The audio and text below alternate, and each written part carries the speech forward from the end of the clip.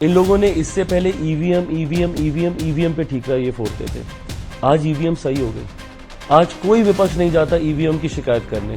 क्यों? क्योंकि अब इन लोगों को एक नया बहाना मिल गया है, वो है वोटर लिस्ट में धांधली। जहां एक तरफ मेरे छोटे भाई हैं तेजस्वी, जो एक MY समीकरण के साथ पुनः उसी पुरानी राजनीति को आगे बढ़ाने का कार्य कर रहे हैं, जो उनके पिता के जमाने में जिस तरीके से जात पात धर्म मजहब में बांटने की राजनीति होती थी, जिसका मैं कतई पक्षधर नहीं हूं।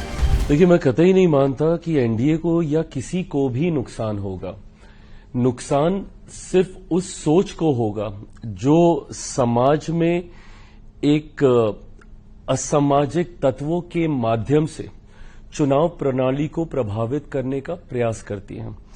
ऐसे में SIR की जो प्रक्रिया है, इसको लाने के पीछे का उद्देश्य ये रहा है कि जो ऐसे लोग हैं जो निवासी नहीं है हमारे देश के, जो दूसरे देश से आए हुए हैं, जिन्हें हम लोग घुसपैठिया कई बार हम लोग कहते हैं, या जो विदेशी हैं, ऐसे लोगों को चिन्हित कर इस प्रक्रिया से बाहर किया जाए। ये एक बहुत बड़ा अधिकार होता है। मताधिकार हमारे देश के सबसे बड़े अधिकारों में से एक है। इसका कोई नाजायज लाभ उठाए, ये कतई उचित नहीं है और ऐसे नहीं होने दिया जाना चाहिए। और समय समय पर इसीलिए इस प्रक्रिया का पालन भी किया जाता है। देश जब से आजाद हुआ 4 बार इस प्रक्रिया का पालन किया जा चुका है। इस बार भी कारण इसके पीछे विपक्ष ही रहा है, क्योंकि विपक्ष ही बार बार हर चुनाव के बाद चुनाव आयोग का दरवाजा खटखटाता था और बार बार ये शिकायत करता था कि वोटर लिस्ट में धांधली हुई है, वोटर लिस्ट में गड़बड़ी हुई है। लोकसभा चुनाव के बाद भी इन लोगों ने ऐसा ही किया। दिल्ली चुनाव के बाद, महाराष्ट्र के चुनाव के बाद तो अभी तक ये लोग हम लोग को कोसते ही इसी बात को कहकर हैं कि आप लोगों ने वोटर लिस्ट में धांधली की है। तो ऐसे में जब आप इस बात का अविश्वास पैदा कर रहे हैं कि वोटर लिस्ट में किसी तरीके की धांधली हुई है या वो प्रक्रिया सही नहीं है, तो उसको सुचारू करने के लिए या उसको सही करने के लिए एक इंटेंसिव रिवीजन की जरूरत थी और उसी को आज अपनाया जा रहा है। पर आज जब उस इंटेंसिव रिवीजन को अपनाया जाता है तो विपक्ष फिर से भ्रमित करने का काम करता है कि भाई वोटर लिस्ट के साथ हम लोग छेड़छाड़ कर रहे हैं। बल्कि इस प्रक्रिया को सेम उसी रूप में अपनाया जा रहा है जिस रूप में इससे पहले में इस प्रक्रिया का पालन किया गया था। सिर्फ पूरा का पूरा फॉर्मेट वैसा ही, सिर्फ अगर इसमें एक बदलाव किया गया है तो सिर्फ टेक्नोलॉजी को लेकर बदलाव हुआ है। पहले आपको फिजिकली जाके डॉक्यूमेंटेशन आपको सबमिट करने होते थे, अब आप इसको ऑनलाइन भी कर सकते हैं। इसके अलावा इसके प्रोसेस में कहीं कोई और बदलाव नहीं किया गया है। आप जाएंगे चुनाव आयोग शिकायत करने, चुनाव आयोग आपकी शिकायत को गंभीरता से लेते हुए जब उसके लिए एक रास्ता निकालता है, उस रास्ते पे भी आपको शिकायत होती है। हकीकत यह है, विपक्ष ने एक नए राजनीति का तरीका ढूंढ लिया। आजकल ये लोग हर विषय को लेकर जनता को भ्रमित करने का कार्य करते हैं। उदाहरण के तौर पर लोकसभा का जब चुनाव हुआ, इन्होंने पूरा चुनाव ये कहते हुए इन लोगों ने बिता दिया कि अगर मोदी तीसरी बार आ गए तो देश से आरक्षण समाप्त हो जाएगा, संविधान की हत्या हो जाएगी, लोकतंत्र की हत्या हो जाएगी। आज 1 साल से ज्यादा हो गया चुनाव हुए, नई सरकार बने हुए। आप बता दीजिए कहां का लोकतंत्र समाप्त हुआ या कहां का संविधान समाप्त कर दिया गया या किसका आरक्षण छीन लिया गया। इसी प्रकार इन लोगों ने CA जब आया था, एक नागरिकता देने वाले कानून को इन लोगों ने नागरिकता छीनने वाला कानून बताकर देश भर में आगजनी का माहौल बना के रखा था। ऐसे में आज CA को इतना समय हो गया, बता दीजिए किसकी नागरिकता छीन ली गई। उस वक्त भी माइनॉरिटीज को ही इन लोगों ने टारगेट किया था और कहा था कि इसमें से जितने माइनॉरिटीज हैं उनकी नागरिकता छीन ली जाएगी। किसकी नागरिकता छीन ली गई? अब उसी प्रकार SIR को लेकर भी, और इसमें भी माइनॉरिटीज को ही भ्रमित किया जा रहा है कि भाई माइनॉरिटीज की नागरिकता छीन ली जाएगी। बल्कि जो आंकड़े सामने आए हैं, अगर मैं बिहार की मैं बात करूं तो उसमें पटना, जो कि अर्बन वोटर्स हैं, जिसको कहीं ना कहीं आप NDA का वोटर, भाजपा का वोटर कहा जाता है, सबसे ज्यादा तो वहां से लोगों के नाम कटे हैं। तो सिर्फ झूठ बोलना, लोगों को डराकर अपने पक्ष में करना, ये विपक्ष की राजनीति का हिस्सा बन गया और वही प्रयास ये लोग SIR को लेकर भी कर रहे हैं। सर, तेजस्वी, राहुल गांधी, पूरा ऑपोजिशन एक यूनाइटेड हो गया इस इशू पे, तो आपको डर नहीं लगता कि कहीं ना कहीं जैसे पहले लोगों ने वोट को गैल्वेनाइज किया और टोटल नंबर गिरा, इस बार भी कुछ इसका इम्पैक्ट हो सकता है बिहार चुनाव? देखिए, मैं नहीं मानता आज की तारीख में लोग इतने जागरूक हैं और उनको समझ में आता है कि कौन सी बात का राजनीतिकीकरण करने के उद्देश्य से जनता को भ्रमित किया जा रहा है। बिहार के लोग इन बातों को भली भांति जानते हैं। विपक्ष को किस तरीके से आपको डराने का कार्य करता है, कई चुनाव में निरंतरता में बिहार के लोगों ने इस बात का अनुभव किया है। मैं नहीं मानता कि बिहार के लोग इनकी इन बातों में आएंगे। इनका ये कहना कि भैया चुनाव से ठीक पहले क्यों, ये देश भर में इस प्रक्रिया को लागू किया जाएगा। इंटेंसिव रिवीजन को देश के हर एक राज्य में लेकर जाया जाएगा। ये संजोग है कि सबसे पहले बिहार में चुनाव हो रहे हैं, तो इसीलिए इसका असर पहले बिहार में दिखेगा। बट मैं नहीं मानता कि विपक्ष की बातों में बिहारी आने वाले हैं। कहने हैं कि इन्हीं सेव वोटर्स ने लोकसभा में भी रिजल्ट जो चुनाव के नतीजा है वही इम्पैक्ट हुआ, तो फिर अब अचानक से बदलने की क्या जरूरत पड़ी? मैं वही, क्योंकि विपक्ष ही चाहता था, क्योंकि विपक्ष को ही विश्वास नहीं था। बार बार आप जाते हैं और दिक्कत इस बात की है कि आप हर चुनाव में एक नया बहाना ढूंढने का प्रयास करते हैं अपनी हार को छुपाने के लिए।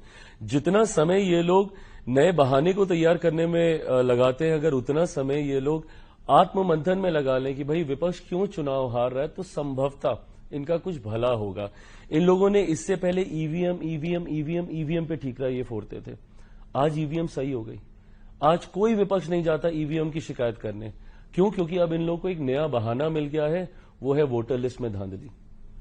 तो चिराग जी, अब आपको क्या लगता है कि आप जैसे हमने देखा लगातार विपक्ष का रोल आप भी कई बार प्ले करते हैं अपनी पार्टी, अपनी गठबंधन में। आप कहते हैं कि यहाँ पे लॉ एंड ऑर्डर की प्रॉब्लम्स हैं, गवर्नेंस की इश्यूज हैं, इसको हम किस तरह से देखते हैं? कभी आप बोलते हैं मैं सब जगह से चुनाव लड़ूंगा, तो कहीं ना कहीं आपको लगता है you are playing ball with in the गठबंधन ओनली?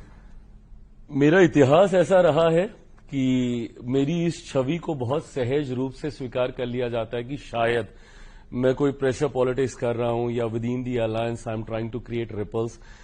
बिकॉज 2020 में जिस तरीके से मैंने गठबंधन से अलग होके अकेले चुनाव लड़ने का मैंने फैसला लिया था, हकीकत यह है कि मैं जनता की बातों को गठबंधन के भीतर अपनी सरकार के सामने में रखने का मैं कार्य करता हूं। केंद्र सरकार का मैं हिस्सा हूं, वो मंच मुझे मिलता है गठबंधन के भीतर ही अपनी बातों को रखने का। मैं पॉलिसी मेकिंग का हिस्सा हूं, इसीलिए जब केंद्र सरकार से जुड़े हुए विषय आते हैं तो मुझे कैबिनेट के भीतर वो मौका मिलता है अपनी बातों को, अपने सुझावों को, अपने कंसर्न्स को वहां पे टेबल करने का। पर क्योंकि बिहार में मैं सरकार का हिस्सा नहीं हूं, मैं सरकार का समर्थन कर रहा हूं, मेरा कोई विधायक ही नहीं है, तो मैं सरकार का हिस्सा हो भी नहीं सकता हूं। तो ऐसे में जब ऐसे दृश्य सामने आते हैं जो बिहारियों की चिंता को बढ़ाने का काम करते हैं, जिसमें लॉ एंड ऑर्डर प्रमुखता से एक चिंता का एक विषय कई बार बन जाता है, जिस तरीके से बिहार में आए दिन आपराधिक घटनाएं घटती हुई हम लोग देखते हैं, तो ऐसे में मेरा प्रयास रहता है कि मैं सरकार के समक्ष उन बातों को मजबूती से रखूं ताकि उसके ऊपर सकारात्मक फैसले लिए जा सके, क्योंकि यही वो सरकार है जिसने अपराध को नियंत्रित करने का भी कार्य किया। विपक्ष कई बार मेरी इन बातों को भ्रमित कर ये नैरेटिव सेट करने का प्रयास करता है कि मैं 2020 वाली भूमिका में वापस जाने की मैं कोशिश कर रहा हूं। जैसा मैंने कहा, मेरा इतिहास रहा है, तो लोग भी बहुत सहजता से इस भूमिका में मुझे देखते हैं। पर कतई विपक्ष के ये सपने पूरे नहीं होने वाले। जिस गठबंधन में मैं हूं और आज की तारीख में बिहार में ये NDA alliance, I think it is a winning combination. हम 5 दलों का जो ये गठबंधन है, ये अपने में एक विनिंग कॉम्बिनेशन है। एक ऐतिहासिक जीत की ओर हम लोग अग्रसर होंगे। मैं ये मानता हूं कि इस बार हम लोग ऑल टाइम हाई 225 से ज्यादा सीटें जीतकर इस बार एनडीए सरकार बनाएगा। आप कह रहे हैं हम साथ साथ हैं? बिल्कुल हम साथ साथ हैं। विपक्ष जरूर ये प्रयास करता है कि दरारें दिखा दे हम लोग के बीच में, मेरी बातों को एम्पलीफाई करके कोशिश करता है कि दिखाए कि ये देखिए ये अपने ही गठबंधन को आंखें दिखा रहे हैं, ये अपनी ही सरकार के ऊपर सवाल पूछ रहे हैं। कतई नहीं, मेरा विश्वास पूर्णतः मुख्यमंत्री नीतीश कुमार जी के ऊपर है।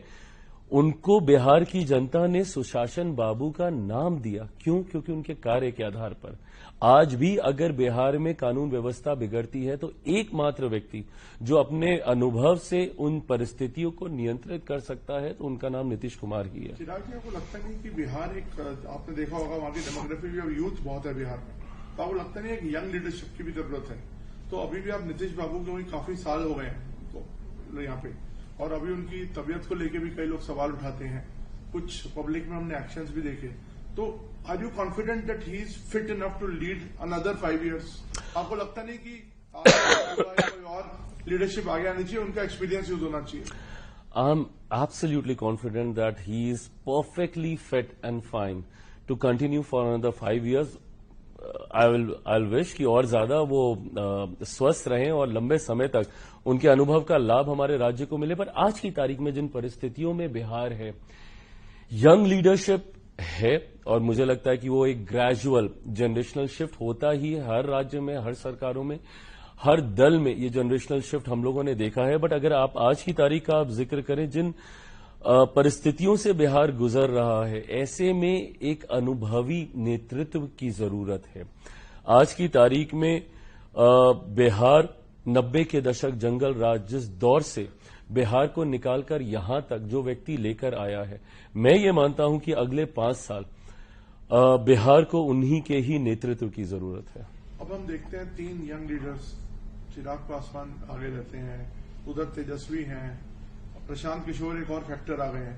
कैसे देखते हैं ये एक fight between the youths? I don't think it's a fight between the youth. I think ये लोकतंत्र की खूबसूरती है कि जितने विकल्प जनता के सामने आए, हर यंग नेतृत्व अपनी सोच के साथ जनता के सामने जा रहा है। अंतोगत्वा ये फैसला बिहार की जनता को ही लेना है कि किसकी सोच के साथ वो ज्यादा सहमत है। जहां एक तरफ मेरे छोटे भाई हैं तेजस्वी, जो एक MY समीकरण के साथ पुनः उसी पुरानी राजनीति को आगे बढ़ाने का कार्य कर रहे हैं, जो उनके पिता के जमाने में जिस तरीके से जात पात धर्म मजहब में बांटने की राजनीति होती थी, जिसका मैं कतई पक्षधर नहीं हूं।